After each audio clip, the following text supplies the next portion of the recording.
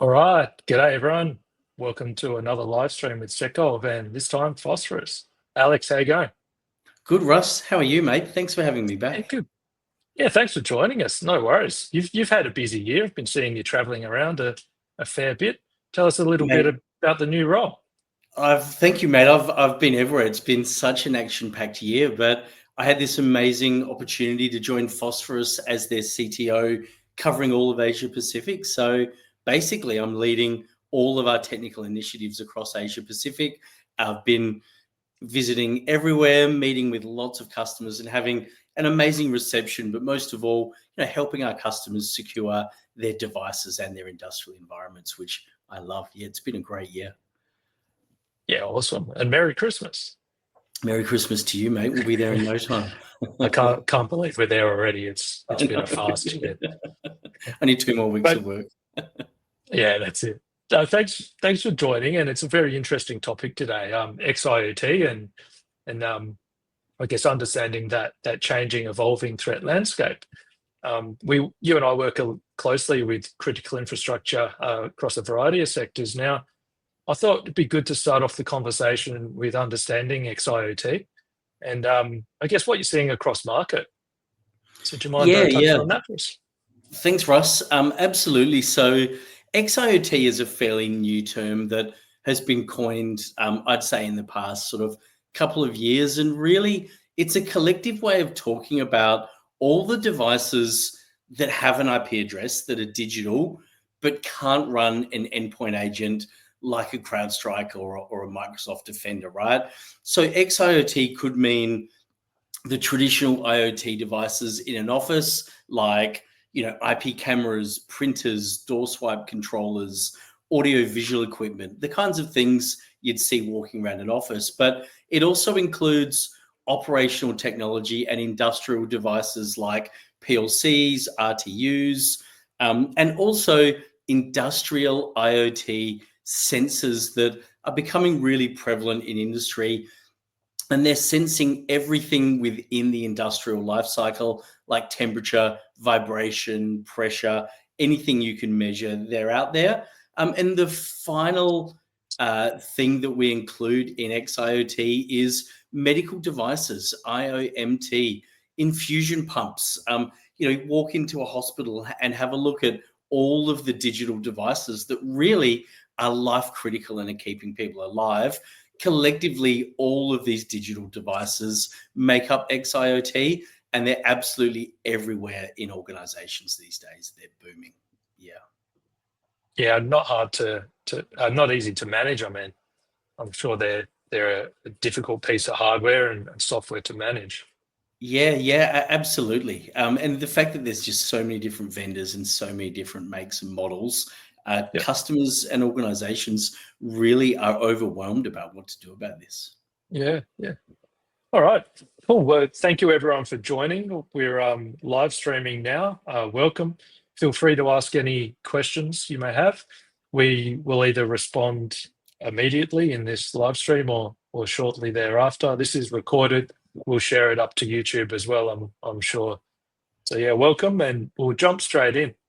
I work closely with customers. I like to understand their challenges across critical infrastructure and how they work through these challenges. So if you can keep that in mind as you run us through an implementation, Yeah. um, what challenges have your customers faced with OT? Visibility, XIoT, Yeah. and how have you solved it? Yeah, so the challenges that we're seeing in the market really firstly is the digitization of everything. So organizations are deploying devices within their operational environment. I mean, they could be cameras, printers, door swipe controllers, they could be industrial devices and sensors, but everything that's getting deployed within organizations these days is digital, and they're computer systems, and they need to be managed. These digital devices are giving real-time insights into the operations of an organization, but also automating a lot of the tasks that were done manually. So, the first challenge really is the digitization of everything, the amount of devices out there. I'd say the second challenge really is that, CIOs and CISOs now are saying we need to secure these devices. These are computer systems in their own right, and it's our responsibility to know what is there, to know its security posture, and to absolutely secure it. I mean, in the organizations where we've done proof of concepts and had some really great outcomes over the past 5 months at Phosphorus, one of the things that's really been eye-opening to me has been the number of devices within the data center that are really critical that organizations aren't securing. Things like ILOs and iDRACs in the back of servers that give literally, BIOS level access to the servers, UPSs and power delivery units that are keeping the power on to these racks and to these servers, and also KVMs, the keyboard, video, mouse that's used in the data center to interact. I mean, these are all IoT devices, they're all digital devices, they're all computer systems, but in most organizations that I'm seeing, they're unpatched, they've got critical vulnerabilities, and many of them actually have default passwords, which really leads me to the third challenge, and that is, as a whole, organizations just don't know what devices they have. They don't know what's making up their attack surface. And if you can't find your devices, you've got absolutely no hope to secure them and to manage that attack surface that all these digital devices make up. So, I've seen some really significant challenges over the past 6 months at Phosphorus, and it's been fantastic to help organizations manage those challenges as well. Yeah, great. I know it's a very it's very challenging to implement and to move into a good position with asset visibility. But then what do you do once you find it? How do you manage it? Yeah, I you have know to do Phosphorus has something, right? capability there. You've got to do something, right? What do you do? Yeah. So it'd be good to understand that. I mean, in regards to implementation then, so what have some customers, what challenges have they faced? Yeah. So we have a major global manufacturing organization that we actually have a public case study that we're going to share with all of the listeners today. And there are three key challenges that this global manufacturer faced. Firstly, geographical distribution. This manufacturer operated across 25 countries, and they had over 115 manufacturing sites that they were trying to manage and trying to secure, and they could not get visibility into the devices across all of these sites. So firstly, they had major blind spots regarding their attack surface for all of their industrial devices. Second challenge was really they knew that many of these devices, or in fact, I'm going to say the majority, had been deployed with either default credentials or had been misconfigured in a way that meant Telnet was open, FTP was exposed, and they knew that these devices were in a really insecure state at deployment. And we know, that devices only get less secure over time as vulnerabilities are discovered. So they didn't know what they had, and they knew that whatever was out there was in a really bad place in terms of its cyber posture.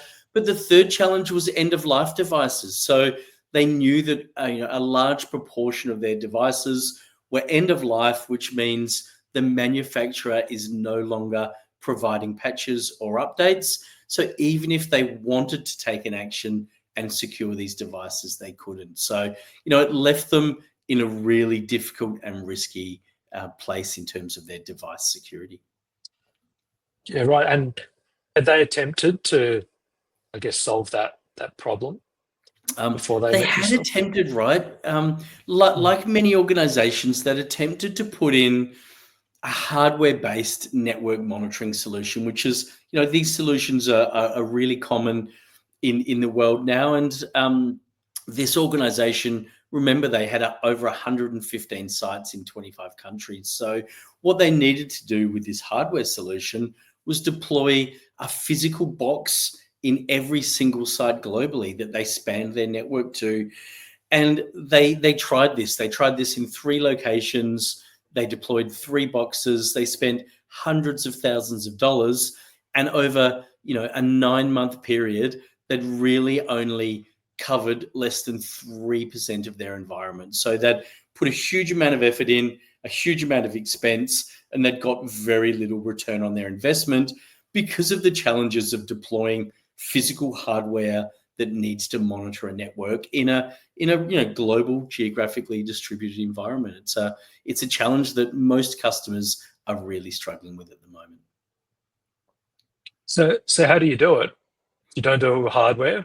What's the approach? You do it with software. So Phosphorus is software that actively probes and discovers devices in an environment. So as long as an organization can get IP connectivity out to those sites, or as long as they can deploy, a small Windows or Linux binary out in those sites, they can go and discover all of their devices really quickly. So this global organization, remember that spent 9 months deploying to only 3 sites globally. With Phosphorus, they deployed our software globally, which is super simple because it's just a software installation, no hardware to rack, no networks to span.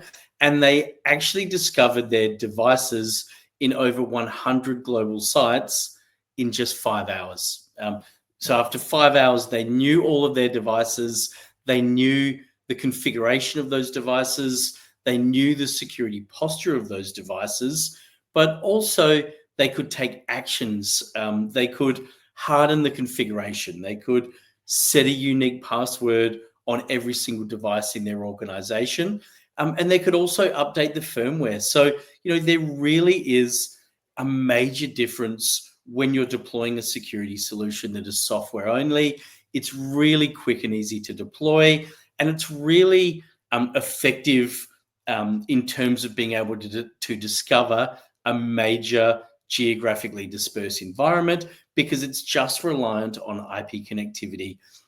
The hardware-based solutions need to span the networks, which is costly, and it's really difficult to do in an industrial environment that requires 24/7 uptime. So we have this public case study of this global manufacturer.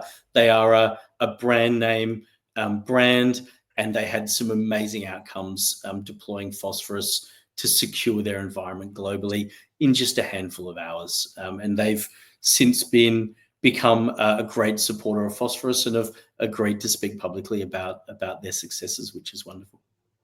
Yeah, amazing. So you can harden the devices once discovered by changing firmware, updating firmware, and Yeah. password management. So you can cycle passwords on these devices once a year or once every Yeah, 6 we months. can, Russ. Yeah, absolutely. So Phosphorus spent many years in stealth working out how to talk to every single device and how to speak the language of these devices, which is very unique in the market. And since we can talk to the devices in their own language in the exact same way that, say, the vendor or the manufacturer would if they were going to patch these devices, we literally log into them, speak to them, and tell them, let's set a unique password on each device. So we can set the most complex password that is available to that specific device, and we'll set a unique password on every device.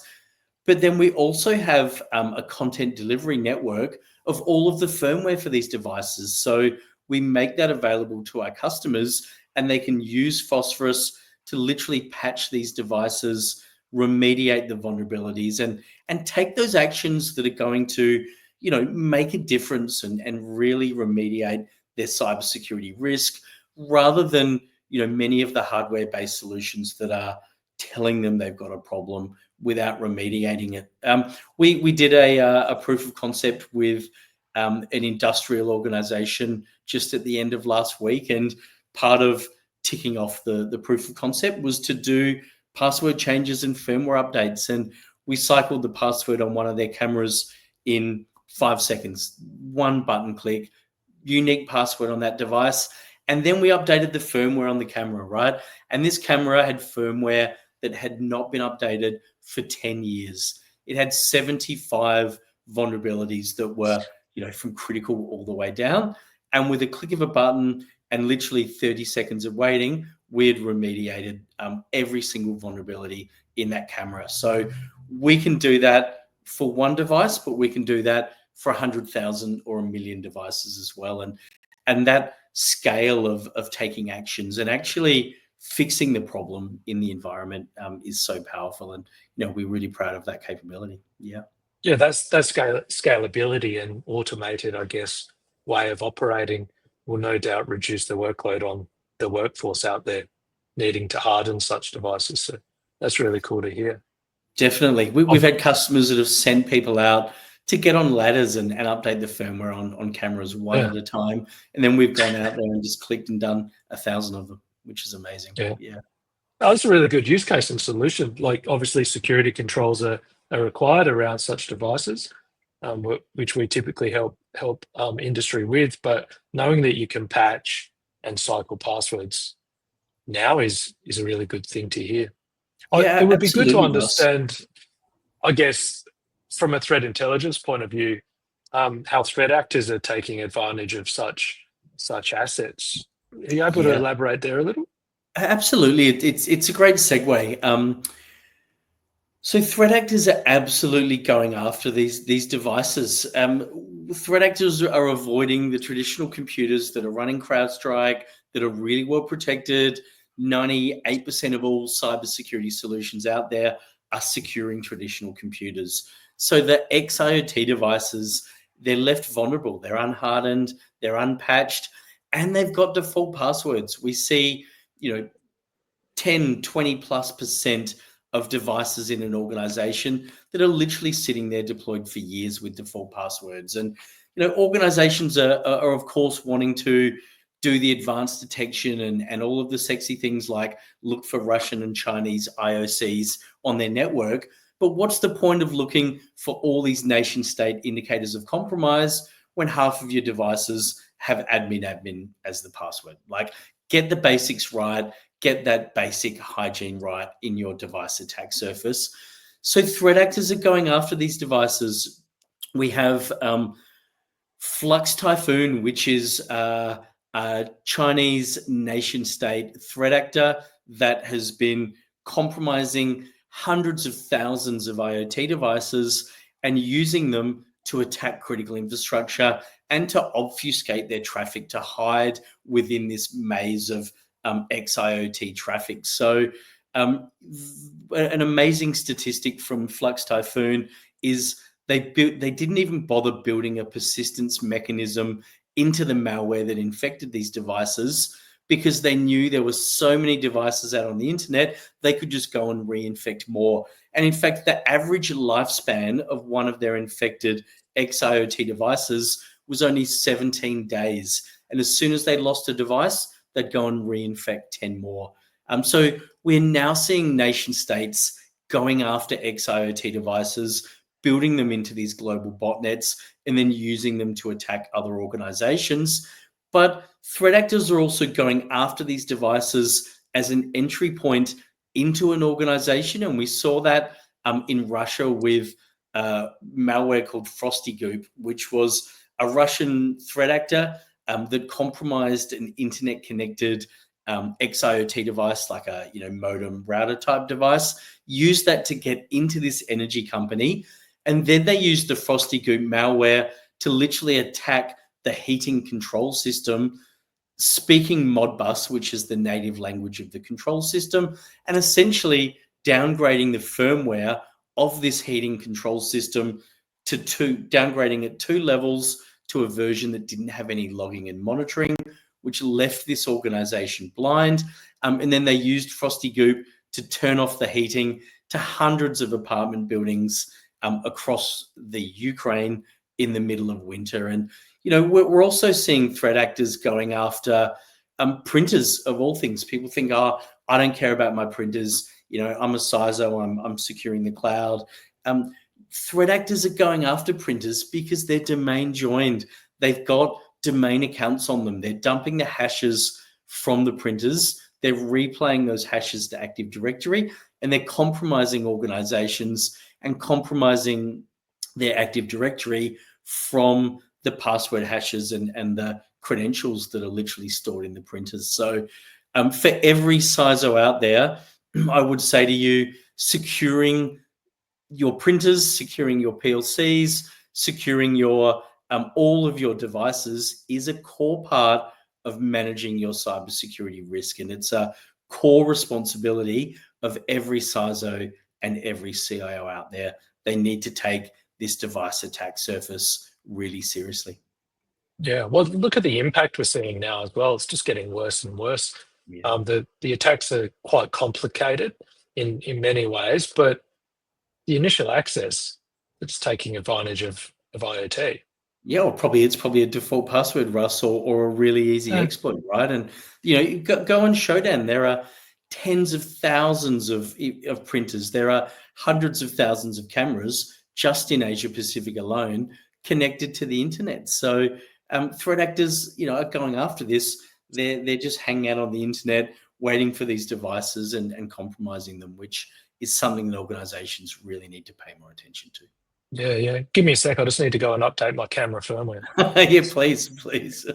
Really interesting. Thanks for all those insights. And for those wondering and tuned in, we'd love to show you what Phosphorus can do. So get in touch with myself or Secolve, and we can introduce you to Alex and get a proof of value running. That can be your entire network, a network segment, whatever you want to test and trial. We can show you the results. In fact, the URL to sign up to a POV is just below in the screen there. It's a simple form. Register there. We'll be in touch. And because with software, we can get a POV up and running literally in minutes and show you the value really, really quickly. Yeah. Awesome, Alex. Thank you, mate. And just a reminder for those dialed in, we've got an event this week in Sydney. It's the 10th of December today, if you're watching this a little later. And we'll have another Secolve OT security event in Perth in February. Really looking forward to seeing everyone there. Thanks for tuning in. Alex, thanks for your time. Really cool to hear the Phosphorus story. Thanks for having me, Russ. Lovely to be here and love working with Secolve. We've got a fantastic partnership together and it's really exciting. Really enjoying it. Thank you. It is. Thank you, mate. Merry Christmas, everyone, and see you all soon. Thanks, everyone. Cheers. Bye-bye.